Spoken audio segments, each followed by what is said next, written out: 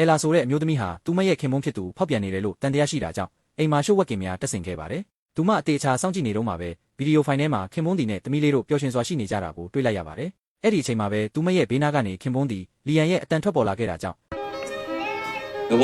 အဲလာတယောက်ချက်တည်တည်သွားခဲ့ပါတယ်။သူမမှတ်တမ်းတင်ဗီဒီယိုဖိုင်ကိုပြန်ကြည့်လိုက်တဲ့အခါဗီဒီယိုကအခုထက်ထိပလေးနေတုန်းဖြစ်တာကြောင့်ကြောက်လန့်ပြီးမျက်နှာတစ်ခုလုံးဖြူဖက်ဖြူရောဖြစ်သွားခဲ့ပါတယ်။အဲလာဟာထိတ်လန့်တကြားနဲ့အိမ်ထဲကနေအပြေးလွှားထွက်ပြေးလာခဲ့ပြီးလမ်းမှာပဲကလေးထိန်စီဖုံးဆက်ကသမီးလေးကိုအမြန်သွားကြည့်ပေးဖို့မှာကြားလိုက်ပါတယ်။အဲ့ဒီနောက်အဲလာအိမ်ကိုအမြန်ပြန်လာပြီးသမီးဖြစ်သူရဲ့အခန်းစီတမ်းမှတ်ကူးပြေးသွားတဲ့အခါကလေးမလေးကအိပ်ပျော်နေတာကိုတွေ့လိုက်ရပါတယ်။အဲလာကလီယန်ကိုရင်ဆိုင်ပြီးဘာလို့သမီးလေးကိုအိမ်မှာတယောက်တည်းထားခဲ့ရလဲလို့ဒေါသတကြီးမေးမြန်းလိုက်ပါတယ်။ 아니 당신이 나한테 문자했잖아. 아주머니 불렀으니까 당장 지금 회사로 오라고.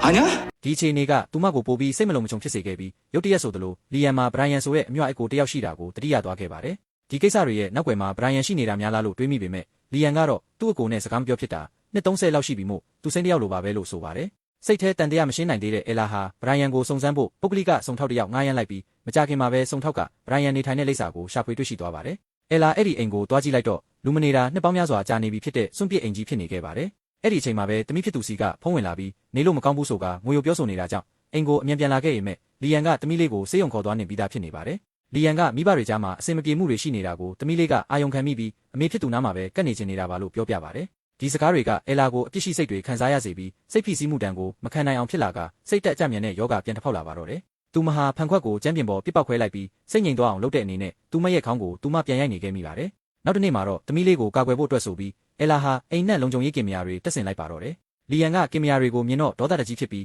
အဲလာရဲ့အပြုအမူတွေကသူ့ကိုအသက်ရှူကျက်အောင်လုပ်နေတယ်လို့ပဲလို့ပြောဆိုပါတယ်။အဲ့ဒီအချိန်လောက်မှာပဲပုဂ္ဂလိကစုံထောက်စီကနေဘရိုင်ယန်ဟာလူအိုယုံတစ်ခုမှာနေထိုင်ခဲ့တယ်ဆိုတဲ့သတင်းသစ်တစ်ခုရရှိလာခဲ့ပါတယ်။အဲလာအဲ့ဒီနေရာကိုချက်ချင်းသွားခဲ့ပေမဲ့ဝန်ထမ်းတွေပြောပြချက်အရဘရိုင်ယန်ဆုံးသွားတာတစ်နှစ်လောက်ရှိပြီဖြစ်ပြီးနိုင်ရေးကိစ္စကိုညီဖြစ်သူလီယန်ကိုယ်တိုင်စီစဉ်ပေးခဲ့ရလို့သိလိုက်ရပါတယ်။အဲလာကများခေါင်းတစ်ခုလုံးဗလာဟင်းလင်းဖြစ်သွားပြီးအိမ်ပြန်ရောက်တော့မှတ်တမ်းတင်ထားတဲ့ CCTV ရုပ်သံတွေကိုထပ်ခါတလဲလဲပြန်ကြည့်နေမိပါတယ်။အဲ့ဒီနောက်မှာတော့အပြင်မှာသမီးလေးဝတ်ထားတဲ့ကာဝန်မှာဖဲပြားပြုတ်နေပေမဲ့ဗီဒီယိုထဲမှာတော့ဖဲပြားနှစ်ဖက်လုံးပါနေတာကိုတွေ့လိုက်ရပြီးဒီဗီဒီယိုဖိုင်ကအတူကြီးဖြစ်နေမှန်းသိလိုက်ရပါတော့တယ်။တကယ်တော့အစကတည်းကဘရိုင်ယန်ဆိုတဲ့လူကဒီကိစ္စထဲမှာပါဝင်ပတ်သက်ခဲ့ခြင်းမရှိပဲဒါတွေအားလုံးကလီယန်တယောက်တည်းကြံစီထားတဲ့လိန်ညာမှုတက်တက်တာဖြစ်နေကြောင်းသိလိုက်ရတဲ့အခါအဲလာတကိုယ်လုံးတဆက်ဆက်တုံရီလာပါတော့တယ်